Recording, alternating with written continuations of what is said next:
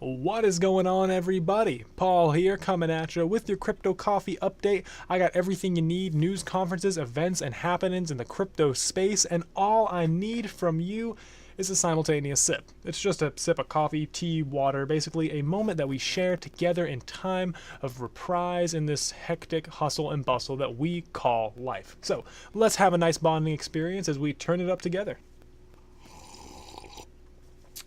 I feel closer to you guys already. All right, let's go ahead and jump into the news of the day. Hacked Bitcoin exchange Zaif has discontinued new registration. We've covered this a few Crypto Coffee update videos ago, and let's go ahead and unpack exactly how this situation has progressed as we keep you up to date on new developments. The Tech Bureau Incorporated, which is the parent company of Zaif, suspended temporarily new account registrations as per September 28th, which is 14 days after the $60 million hacking incident that the exchange suffered.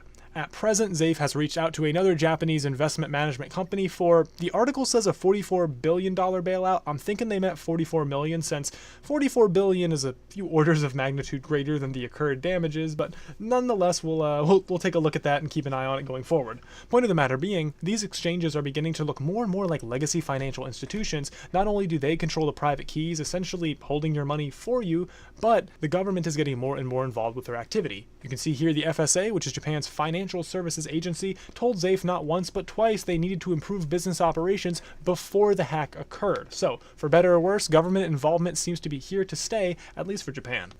Moving on, it's bot versus scam bot in the 2018 crypto arms race. Super intense robots, showdown, fighting, getting it done. Sort of like the movie Pacific Rim, but not exactly. It's a lot less benign. Let's go ahead and see what's going on. The author says, while we may imagine crypto scammers as talented hackers shrouded in mystery, maybe with a hood over their head and sunglasses, it's actually a lot more mundane than that. Turns out one of the most common versions of conning people in crypto is what's called a phishing attack, where a fake team member posts something saying, hey, we're giving away tokens, why don't you enter your wallet information? And unfortunately, some overly excited and perhaps a bit gullible in the moment individuals end up taking the bait.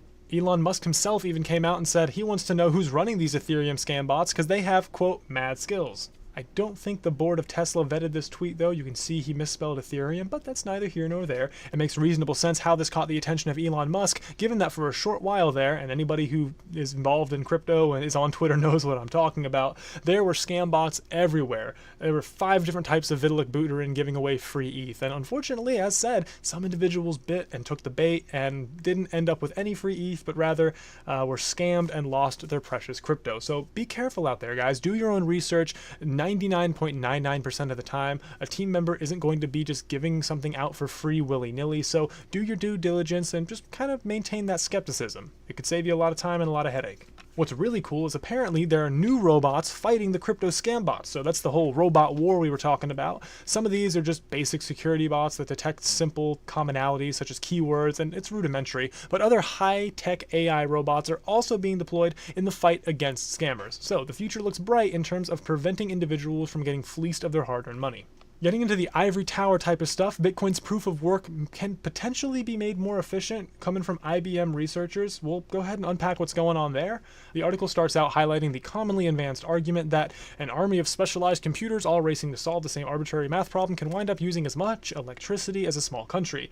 Frankly, I really dislike this argument. I find it really kind of slimy in a way. After all, the amount of world energy that is being dumped into not only the existing financial system, a report we saw 2 months ago showed that it's 3 times the amount of Bitcoin's proof of work system, by the way, is vastly more than all crypto. But think of the amount of energy that goes into manufacturing weapons that are used in wars worldwide. Well, that's something that should be even more of a cause for concern. So focusing on something like, oh, well, this decentralized version of money is taking up energy. It's like, yeah, it does that, but shouldn't we focus on the things that take up energy that don't offer any benefit whatsoever to the world? Look, that's neither here nor there, just my 2 cents. Point of the matter being, what they want to do is plug in the proof of work system to an Internet of Things application. So I guess your fridge can mine Bitcoin. Woohoo!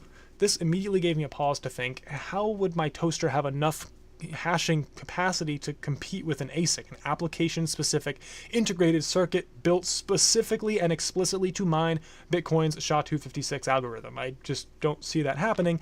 And in fact, they already made it work on a testnet. This is something I've driven home before. Anything looks good on a testnet. We could do a bazillion transactions per second on a testnet because it is explicitly optimized for that specific use case. It's not a real world example where you have all the hiccups, bumps, and issues that you have when you actually plug in these things into real applications. So while this is a very interesting theory and very well may yield some very amazing things in the future, nonetheless, it is a far cry from something that is readily available or applicable to the network at present, but nonetheless, cool stuff coming out of IBM. More ivory tower stuff, it's possible to increase Bitcoin's block size without a hard fork, according to the Blockstream co-founder. This was a really interesting piece. I enjoyed taking a look at it. Mark Friedenbach, hope I got his name right, is using an approach called forward blocks, which could essentially help to increase Bitcoin's block size without using a hard fork.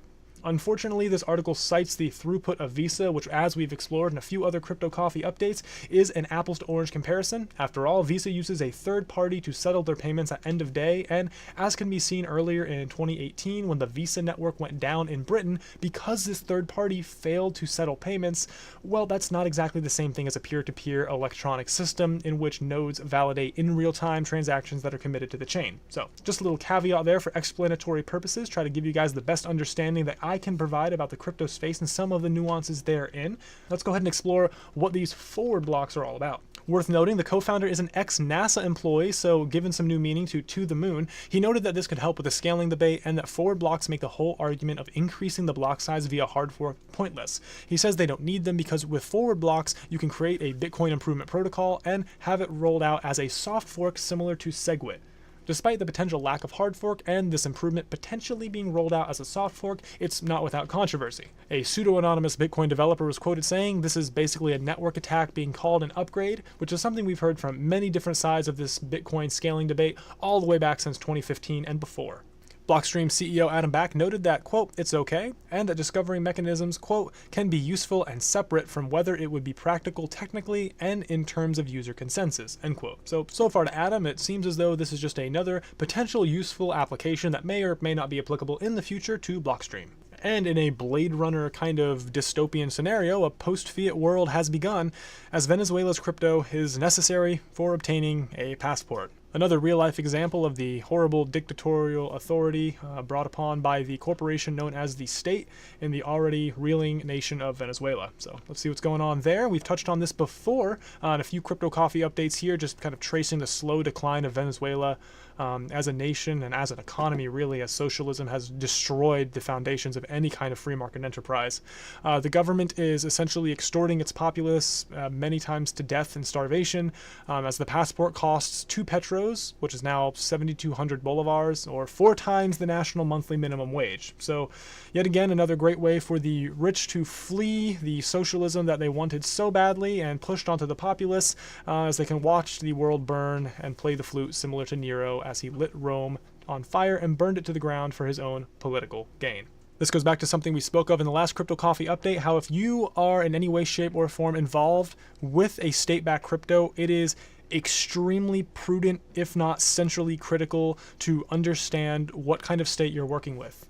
This is the kind of thing that can happen if rogue states, dictators are empowered with electronic digital cash and technology that they ultimately use as a weapon against their own populace. So as I always say, do your own research. Only you know what's best for you. And if you can, do something for the people in Venezuela. Eat BCH, Jose, you can donate Bitcoin Cash there. Dash has a lot of stuff going on. Digibyte as well, Smart Cash. So yeah, there's ways to get help there, but yeah, suffice to say, we'll go ahead and move on from there for the time being. I think we've talked about this many times, and we'll continue to keep you up to date as things happen. But to end on a positive note, I know sometimes things can get a little shaky on this channel in terms of good news, and I don't want to leave you guys thinking, oh, the world is bleak and bad, and man, crypto is really the last hope, because really, it's a beautiful world we live in, and despite the issues that society is facing, really, at the end of the day, we all wake up, we all kind of brush off the sleep from the night before, and we go about our day and try to make the best of the situations we have, and frankly, these are just tools to consistently improve what's available to humanity as a whole.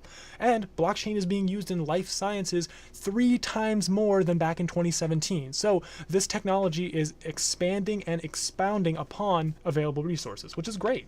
Research from the Pistoia Alliance, the global nonprofit for life sciences, said that 60% of professionals in the pharmaceutical and life science sector are currently either using or experimenting with blockchain. This has increased from just 22% last year. That's huge. 40% said they're really not too interested in it, and it's not in the image here, but another 19% said they think it's too complicated to even deal with, which for the time being, that's a fair assessment. The best features were 73% of professionals in the pharmaceutical and life science sector said that they view the immutability of data as by far the greatest benefit of blockchain technology. And as said, 20% they don't see any benefit with blockchain whatsoever, but given the fact that the times are changing and things are becoming more straightforward, transparent, and comprehensible to the layman, well, that could shift up.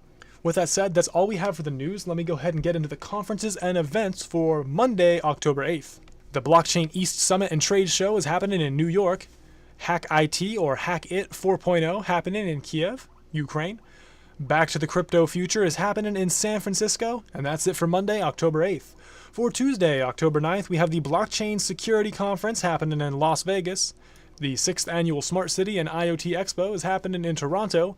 xBlockchain is rolling out in Bali, and the Blockchain and Bitcoin Conference, the blockchain conference that rolls around the entire world, going from major location to major location all around, is occurring this time in Switzerland. That's all we have for Tuesday, October 9th, and for this Crypto Coffee update. There's a gigantic list of B-list tokens below in the description. They're all right coins. It's just I got way too much to talk about. We're already coming up on time here. So with that said, thanks again for watching. You guys are the MVPs here. Let me know what you think. Did I do a pretty good job? Were there some news articles that I missed? Let me know below in the comments. Thanks again, guys. My name is Paul. We are Cryptide, and remember, the tide is rising. And perhaps volume will be soon too.